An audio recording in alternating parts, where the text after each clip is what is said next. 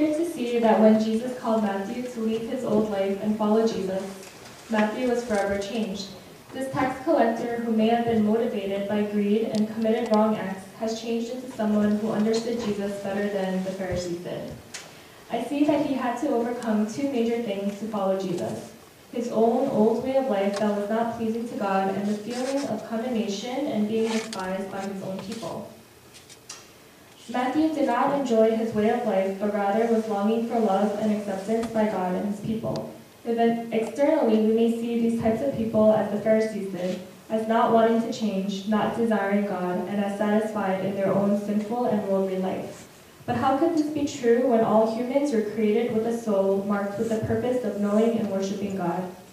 Jesus saw Matthew's longing heart and had compassion on him, showering him with grace that covered all his sin and his hurts.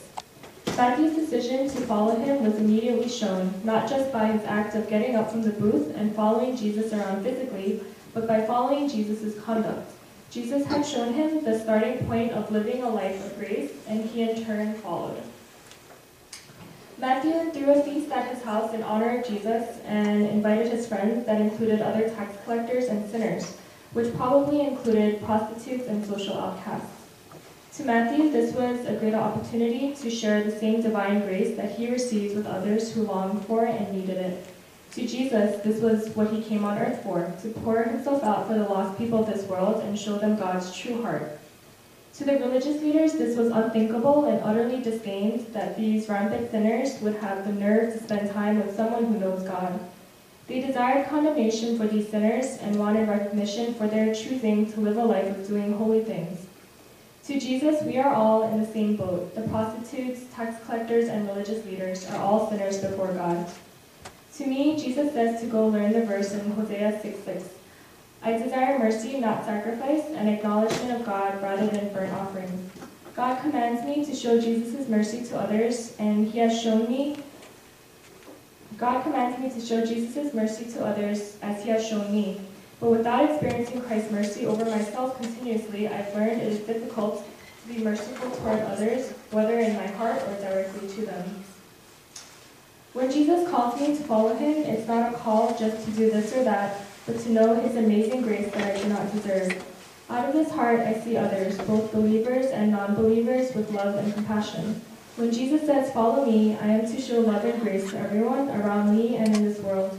Hebrews 10:25-26 says, and let us consider how we may spur one another on toward love and good deeds, not giving up meeting together as some are in the habit of doing, but encouraging one another, and all the more as you see the day approaching. As a last semester student and undergraduate, I am tempted to lay low in being involved in ministry events on my campus and to take it easy and just focus on academic studying. But I know I am not being a good steward of my time and place that God has placed me in if I forget about God's mission for me as a college student. Because I chose to not committedly help out the campus ministry this semester at my school, I am not as active in proclaiming the gospel to my classmates or to random students during witnessing times. This take-it-easy attitude is not glorifying God, nor is it revealing Christ's amazing grace. I need to stand before Jesus in view of his appearing in kingdom, and receive his grace like the first time he called me to himself. Philippians 2:3 says, do nothing out of selfish ambition or vain conceits. Rather, in humility, value others above yourselves. I pray that I may forsake my comfort, complacency, and self-centeredness to love on the many students with Christ's love and join his children in reaching out to the unsaved. One word, I am saved by his grace alone. Amen.